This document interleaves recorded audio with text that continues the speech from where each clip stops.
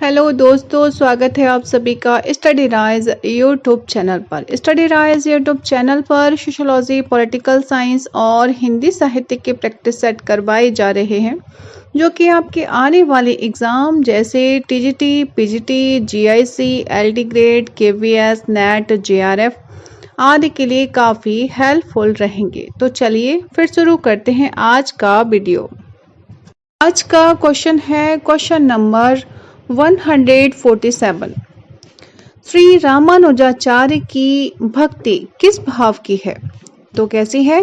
दास्य भाव की, सख्य भाव की या दाम्पत्य भाव की या इनमें से कोई नहीं?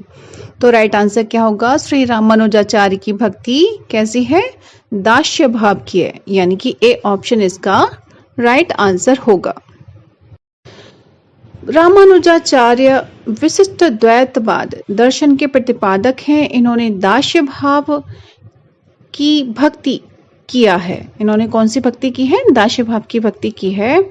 और इनके अनुसार ब्रह्मा के ही अंश जगत के सभी प्राणी हैं, जो यानी कि ब्रह्मा संसार के जितने भी प्राणी हैं वो कैसे हैं?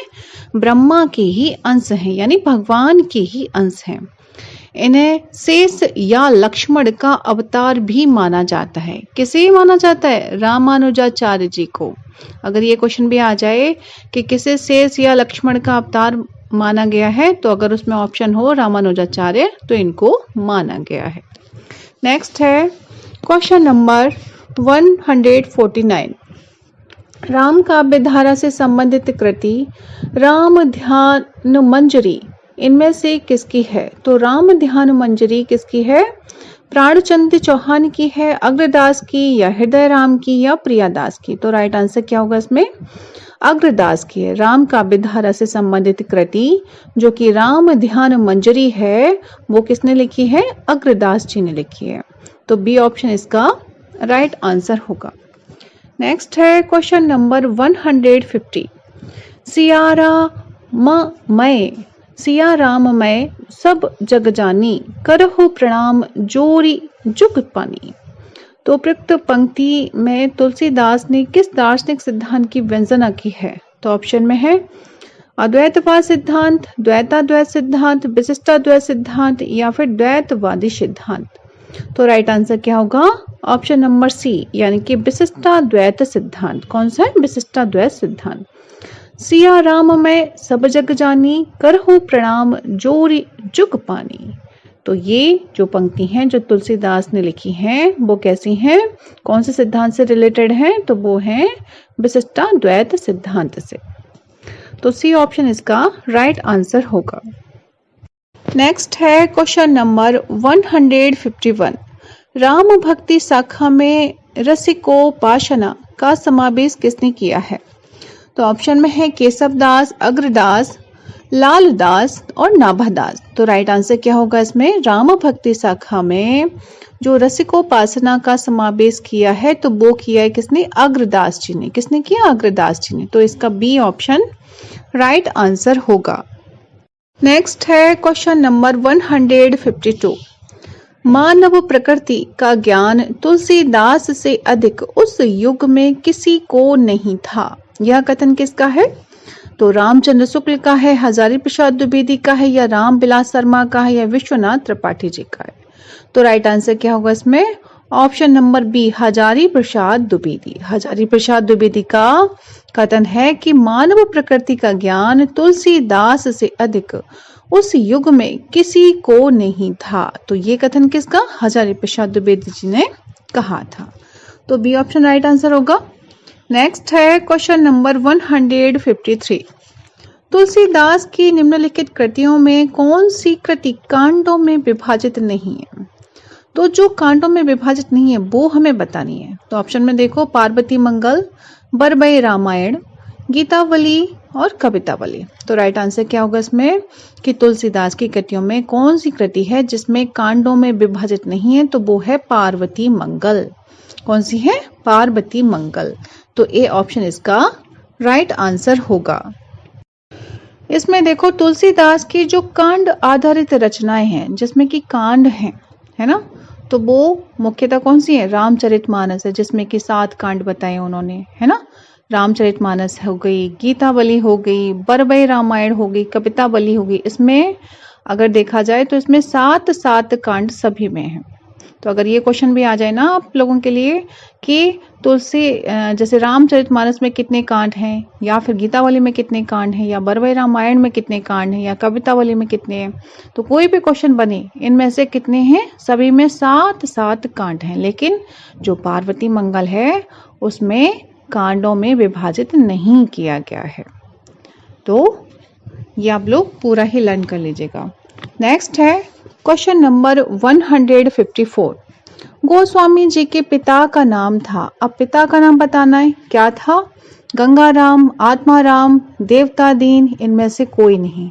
तो ये तो सबको ही पता है, गोस्वामी जी के पिता का नाम क्या था? आत्माराम। क्या था? आत्माराम। तो बी ऑप्शन इसका राइट आंसर होगा। नेक्स्ट है क्वेश्चन नंबर 155। गोद लिए हुलसी फिरे, तुलसी सौ सुत होय। यह पंक्ति इनमें से किस कवि की है? तो ये जो पंक्ति है कि गोद लिए हुलसी फिरे, तुलसी सौ सुत होय, तो ये किसकी है? प्राणचंद्र चौहान की है, नाभादास की है, नरोत्तम दास की है, या रहीम की है? तो ये जो पंक्ति है तो वो किसकी? रहीम की है। किसकी? रहीम दास जी की है। तो इसका डी ऑप्शन राइट आंसर होगा। नेक्स्ट है क्वेश्चन नंबर 156। क्वेश्चन देखो रिपीट हो गया, गोद लिए हुलसी फिरे, तुलसी सो सुत होए। तो ये पंक्ति का लेखक कौन सा भक्त कवि है? तो इसमें ये पूछ लिया तो कौन हो गए? इसमें भी देखो ऑप्शन नंबर सी में रहीम दिया हुआ है, तो यही राइट आंसर होगा। कौन है इसके जो राइटर हैं, जो लेखक हैं, तो वो कौन है? रहीम दास जी है। तो सी ऑप्शन राइट आंसर होगा। नेक्स्ट है क्वेश्चन नंबर 157। तुलसी की भक्ति का स्वरूप क्या था? तो तुलसी की भक्ति कैसी थी? दास्य भाव की थी, सख्य की थी, या वात्सल्य वाली थी, या मात्र वाली थी? तो तुलसी की भक्ति का स्वरूप कैसा था? उनका भी कैसा था? दास्य भाव का था। वो कहते हैं प्रभु मैं आपका दास हूँ, राम के वो क्या उन्होंने माना? खुद को दास माना है, प्रभु का दास माना है। तो ए ऑप्शन इसका राइट आंसर होगा। नेक्स्ट है क्वेश्चन नंबर 158। रामचरितमानस के उत्तर कांड के संबंध में असत्य कथन का चयन कीजिए। तो इसमें से असत्य कथन है तो वो हमें बताना है। ऑप्शन में देखो, इसमें राम के लोकाश्रयी आनंद का चित्रण है, यह कवि की कालजयी रचना का समापन बिंदु है, इसमें शैव एवं वैष्णव मतों का समन्वय दृष्टिगत होता है, और डी है इस कांड में कवि ने युगीन समस्याओं का उचित तथा सर्वग्राही समाधान दिया है। तो क्या पूछा था इसमें क्वेश्चन में कि रामचरितमानस के जो उत्तर कांड है, उत्तर कांड के संबंध में असत्य कथन बताना था। तो इसमें से देखो डी ऑप्शन जो है, इस कांड में कवि ने युगीन समस्याओं का उचित तथा सर्वग्राही समाधान दिया है, तो ये कैसा है? गलत है, यानी कि यही जो है डी ऑप्शन राइट आंसर होगा। कौन सा होगा? डी ऑप्शन राइट आंसर होगा। रामचरितमानस जो कि तुलसीदास द्वारा रचित है, और इसमें कितने कांड हैं? 7 कांड हैं। कितने? 7 कांड हैं। जिसकी भाषा कैसी, अगर भाषा पूछ ली जाए इसकी भाषा कैसी है, तो कैसी होगी भाषा? इसकी साहित्यिक अवधि, या फिर कहीं पे अवधि लिखा होगा, या फिर साहित्यिक अवधि लिखा होगा। तो भाषा कैसी है? रामचरितमानस की अवधि है। और उत्तरकांड के संबंध में जो कथन है ये ऊपर वाला, तो वो क्या, कौन सा कथन गलत है? इस कांड में कवि ने युगीन समस्याओं का उचित तथा सर्वग्राही समाधान दिया है, तो ये गलत है। जबकि वस्तुतः इस कांड में तुलसीदास ने कलिकाल का वर्णन किसका किया है? कलिकाल का वर्णन किया है तथा उसकी प्रमुख चुनौतियों को प्रस्तुत किया है। क्या किया उन्होंने? जो उत्तर कांड है उसमें तुलसीदास जी ने बताया है कि एक तो कलिकाल का, कि आने वाले, जब अभी तो राम वाला पीरियड था, तो राम के बाद कौन सा आएगा? कलयुग आएगा। कलयुग में कलिकाल का वर्णन किया, और उसमें जो भी चुनौती आएंगी उसको उन्होंने प्रस्तुत किया था। नेक्स्ट है क्वेश्चन नंबर 159।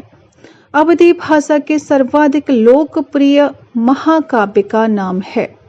तो अवधी भाषा के सर्वाधिक लोकप्रिय महाकाव्य का नाम है पद्मावत, मधुमालती, मृगावती, रामचरितमानस। तो कौन सा राइट आंसर होगा? Option number D Ramcharitmanas. कौन सा हो जाएगा? रामचरितमानस राइट आंसर होगा। नेक्स्ट है क्वेश्चन नंबर 160। रामचरितमानस की रचना कब प्रारंभ हुई थी? तो रामचरितमानस की रचना कब प्रारंभ हुई थी? ऑप्शन में देखो 1633 विक्रम संवत में, 1680 विक्रम संवत में, या फिर 1631 विक्रम संवत में, या 1653 विक्रम संवत में। तो राइट आंसर होगा इसमें कि रामचरितमानस की रचना कब प्रारंभ हुई थी? तो वो हुई थी 1631 यानी 31 विक्रम संवत में, 1631 विक्रम संवत में शुरू हुई थी।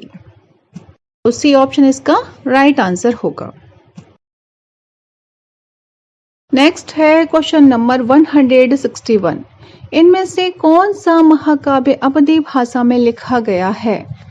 तो ऑप्शन में है प्रिय प्रवास, साकेत, रामचरितमानस, रामचंद्रिका। तो राइट आंसर क्या होगा? रामचरितमानस यानी कि सी ऑप्शन इसका राइट आंसर होगा। नेक्स्ट है क्वेश्चन नंबर 162। संवत 1631 करऊ कथा हरिपद धरि सीसा। उपरोक्त पंक्तियों में किस प्रसिद्ध ग्रंथ के रचना काल का संकेत दिया गया है? तो कौन सा काल, ये कौन सा ग्रंथ के बारे में बताया गया है कि संवत 1631 करऊ कथा हरिपद धरि सीसा। तो पद्मावत का या अनुराग बांसुरी का, रामचरितमानस का या रामचरित चिंतामणि का। तो राइट आंसर क्या होगा? Option number C Ramcharitmanas. Next है क्वेश्चन नंबर 163। रामचरितमानस किस भाषा में लिखी गई है? तो राजस्थानी में है या भोजपुरी में है, अवधी में है या ब्रज भाषा में? तो रामचरितमानस की जो भाषा है तो वो कौन सी है? अवधी भाषा है। कौन सी? अवधी भाषा यानी कि सी ऑप्शन इसका राइट आंसर होगा। नेक्स्ट है क्वेश्चन नंबर 166। राम कथा पर आधारित तुलसीदास के महाकाव्य का क्या नाम है? तो क्या नाम है? सबको ही पता है, भरत मिलाप या रामचरितमानस, राम रक्षा स्तोत्र या फिर रामचंद्रिका। तो राइट आंसर क्या होगा? Option number B Ramcharitmanas. Next है क्वेश्चन नंबर 167। गोस्वामी तुलसीदास ने रामचरितमानस की रचना किस संवत में की थी? तो ऑप्शन में देखो विक्रम संवत 1631, विक्रम संवत 1637, विक्रम संवत 1649 या इनमें से कोई नहीं। तो राइट आंसर कौन सा होगा? Option number A Vikram Samvat 1631। तो ए ऑप्शन राइट आंसर होगा। नेक्स्ट है क्वेश्चन नंबर 168।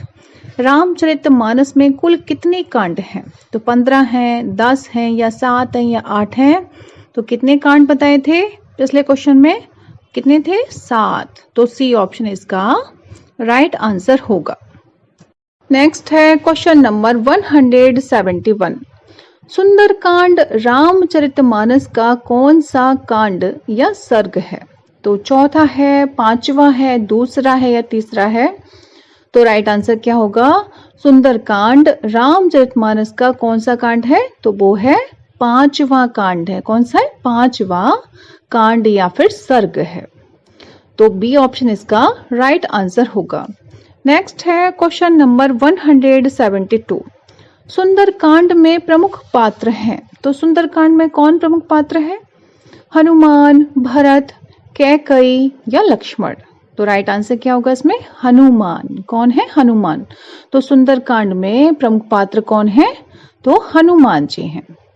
अच्छा, सुंदरकांड जो है वो तुलसीदास कृत रामचरितमानस के 7 कांडों में से एक है और इस कांड में कौन? हनुमान जी के लंका गमन से लेकर आगमन तक कितना इसमें वर्णन किया गया? लंका गमन से लेकर आगमन तक का विविध रूपों में वर्णन किया गया है। तो इसका ए ऑप्शन राइट आंसर होगा। नेक्स्ट है क्वेश्चन नंबर 173। रामचरितमानस में बीभत्स रस का प्रयोग किन कांडों में मिलता है? तो आरण्य कांड में, ए ऑप्शन में है अरण्य कांड और लंका कांड, सुंदर कांड और उत्तर कांड, सी है बाल कांड और अयोध्या कांड और डी है उपयुक्त सभी कांडों में। तो रामचरितमानस में बीभत्स रस का प्रयोग कौन से कांड में हुआ है? तो वो हुआ है ऑप्शन नंबर ए, एक तो अरण्य कांड और लंका कांड में। किसमें हुआ है? अरण्य कांड और लंका कांड में। किसका प्रयोग हुआ है? बीभत्स रस का प्रयोग हुआ है, यानी वीर, भयानक तथा बीभत्स रस का प्रयोग किसमें हुआ है? अरण्य कांड और लंका कांड में। नेक्स्ट है क्वेश्चन नंबर 174। गोस्वामी तुलसीदास जी की कुल कितनी कृतियों में उत्तर कांड संबंधी वर्णन प्राप्त होते हैं? तो 2, 4, 3, 1। तो राइट आंसर क्या होगा? ऑप्शन नंबर सी, यानी कि 3 कांडों में, 3 में। ठीक है, जो 3 कृतियां हैं उनमें प्राप्त होते हैं। क्या प्राप्त होता है? कि उत्तर कांड का उन्होंने वर्णन किया है। जो 3 ग्रंथ हैं उसमें 3 उत्तर कांडों को बताया गया है। गोस्वामी तुलसीदास की कुल 12 रचनाओं के प्रमाणिक माना जाता है। कुल कितनी है तुलसीदास जी की रचनाएं? एक तरह से तो 12 रचनाएं हम मान सकते हैं, जिनमें से कि 3 हैं कौन से? रामचरितमानस, बरवई रामायण और कवितावली। इसमें क्या है? इसमें उत्तर कांड संबंधी वर्णन दिया गया है। किस किस में? रामचरितमानस में, बरवई रामायण में, कवितावली में। यहां से भी क्वेश्चन बनता है, तो ये आप लोग लर्न कर लीजिएगा इतना कि जिसमें 3 ग्रंथों कौन कौन से? रामचरितमानस, बरवई रामायण, कवितावली में उत्तर कांड का वर्णन किया गया है। तो इसका सी ऑप्शन राइट आंसर होगा। नेक्स्ट है क्वेश्चन नंबर 175। रामचरितमानस में तुलसीदास ने सर्वप्रथम इनमें से किन की वंदना की है?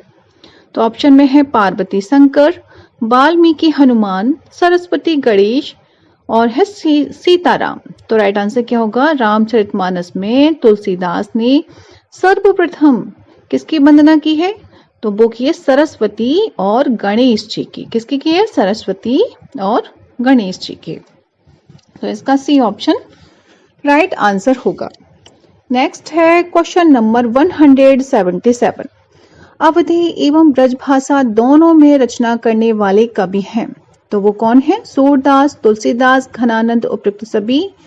तो राइट आंसर क्या होगा? अवधी एवं ब्रजभाषा दोनों में रचना करने वाले कवि कौन हैं? तुलसीदास जी। कौन है? तुलसीदास जी। तो बी ऑप्शन इसका राइट आंसर होगा। नेक्स्ट है क्वेश्चन नंबर 178। निम्नलिखित में से कौन सी रचना तुलसीदास की नहीं है? तो ऑप्शन में देखो, रामचंद्रिका, कवितावली, गीतावली, विनय पट्टिका। तो राइट आंसर क्या होगा? Option number A, Ramchandrika. Ramchandrika ये तुलसीदास जी की रचना नहीं है, जबकि कवितावली है, गीतावली है और विनय पट्टिका, ये तीनों किसकी रचनाएं हैं? ये तुलसीदास जी की रचनाएं हैं। तो ए ऑप्शन इसका राइट आंसर होगा। नेक्स्ट है क्वेश्चन नंबर 179। इनमें से कौन सी रचना तुलसीदास की नहीं है? तो इसमें से फिर से देखो, रामचरितमानस, कवितावली, गीतावली, साकेत। तो इसमें से कौन सी रचना नहीं है तुलसीदास जी की? तो साकेत नहीं है, जबकि ऊपर की तीनों यानी रामचरितमानस है, कवितावली है और गीतावली है। तो इसका डी ऑप्शन जो है वो राइट आंसर होगा। कौन सा आंसर होगा? साकेत। नेक्स्ट है क्वेश्चन नंबर 180। भक्ति काल के किस कवि को जातीय कवि कहा जाता है? क्या कहा जाता है? जातीय कवि। तो सूरदास, तुलसीदास, नाभादास, नंददास। तो राइट आंसर क्या होगा? तुलसीदास। कौन सा होगा? तुलसीदास। तो बी ऑप्शन इसका राइट आंसर होगा। नेक्स्ट है क्वेश्चन नंबर 181। वैराग्य संदीपनी किस कवि की रचना है? तो वैराग्य संदीपनी किसकी रचना है? तुलसीदास की, सूरदास की या कबीरदास की या नंददास की। तो राइट आंसर क्या होगा? Option number A, Tulsidas. किसकी है? वैराग्य संदीपनी तुलसीदास जी की रचना है। नेक्स्ट है क्वेश्चन नंबर 182। वैराग्य संदीपनी के रचनाकार हैं, तो आपको पता ही है क्या होगा right answer? Option number C, Tulsidas. Next है क्वेश्चन नंबर 183। इनमें से कौन सा कथन असत्य, जो गलत है, वो हमें बताना है। तो ऑप्शन में देखो, ए है ज्ञानाश्रयी शाखा के कवि निराकार की उपासना करते हैं, कबीर संत कवि हैं। प्रभु जी तुम चंदन हम पानी, रैदास की पंक्ति है। और डी है संत तुलसीदास ज्ञानाश्रयी शाखा के कवि हैं। तो गलत कौन सा होगा इसमें, क्योंकि असत्य पूछा था? तो डी ऑप्शन राइट आंसर होगा। क्या होगा?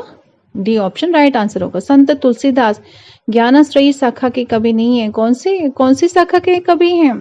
भक्ति शाखा के। किसकी हैं? भक्ति शाखा के, यानी रामाश्रयी शाखा या फिर भक्ति शाखा इसमें आ जाएंगे, लेकिन ज्ञानाश्रयी में शाखा में नहीं आएंगे, क्योंकि ज्ञानाश्रयी में क्या होगा? निराकार की उपासना की जाती है, वहां पे किसी भी व्यक्ति को ईश्वर नहीं मान सकते। लेकिन जो तुलसीदास जी हैं वो तो राम रूप में जब प्रभु जी आए तो उनको मानते हैं, ठीक है, तो उनकी पूजा करते हैं, मतलब वो साकार रूप की पूजा करते हैं। तो इसका डी ऑप्शन राइट आंसर होगा। नेक्स्ट है क्वेश्चन नंबर 184। भक्ति काल की रामाश्रयी शाखा के निम्न में से कौन से कवि हैं? तो ऑप्शन में देखो, सूरदास, मीराबाई, जायसी, तुलसीदास। तो कौन सा राइट आंसर होगा? Option number D, Tulsidas. कौन है? तुलसीदास। नेक्स्ट है क्वेश्चन नंबर 185। निम्नलिखित विकल्पों में से जो राम भक्ति काव्य की विशेषता नहीं है उसे छांटिए। तो कौन सी विशेषता नहीं है? विष्णु के अवतार रूप में राम का वर्णन, लोक मंगल एवं समन्वय भावना का प्रतिपादन, असद पर सद वृत्तियों की विजय, और डी है कृष्ण की विविध लीलाओं का गायन। तो डी ऑप्शन राइट आंसर होगा, क्योंकि इसमें कृष्ण की विविध लीलाओं के बारे में बताया गया है, जबकि कृष्ण का जो पीरियड था वो यानी कि राम जी के बाद आया था, ठीक है। तो डी ऑप्शन ही राइट आंसर होगा, यानी कि ये जो विशेषता है वो राम भक्ति काव्य की नहीं है। नेक्स्ट है क्वेश्चन नंबर 186। तुलसीदास कृत विनय पत्रिका रचित है, किसमें रचित है विनय पत्रिका? ब्रज भाषा में, अवधी में, खड़ी बोली में, वैदिक संस्कृत में। तो राइट आंसर क्या होगा? ऑप्शन नंबर ए, ब्रज भाषा में। जो विनय पत्रिका तुलसीदास जी ने लिखी है वो कौन सी भाषा में? ब्रज भाषा में है। तो इसका ए ऑप्शन राइट आंसर होगा। नेक्स्ट है क्वेश्चन नंबर 187। विनय पत्रिका नामक ग्रंथ की रचना की है, तो किसने की है विनय पत्रिका नामक ग्रंथ की रचना? तो ये सबको ही पता है, कौन है इसके लेखक? गोस्वामी तुलसीदास जी। कौन है? गोस्वामी तुलसीदास जी। तो बी ऑप्शन इसका राइट आंसर होगा। नेक्स्ट है क्वेश्चन नंबर 188। कृष्ण गीतावली ग्रंथ के रचनाकार हैं, तो कृष्ण गीतावली ग्रंथ के रचनाकार कौन है? सूरदास, तुलसीदास, नंददास, मीराबाई। तो राइट आंसर क्या होगा? कृष्ण गीतावली ग्रंथ के रचनाकार कौन है? तुलसीदास जी हैं। कौन है? तुलसीदास जी। तो बी ऑप्शन इसका राइट आंसर होगा। नेक्स्ट है क्वेश्चन नंबर 189। कृष्ण गीतावली नामक काव्य कृति के रचयिता हैं, तो आपको पता ही है कौन है कृष्ण गीतावली नामक काव्य कृति के रचयिता? तो तुलसीदास जी हैं। तो बी ऑप्शन इसका राइट आंसर होगा।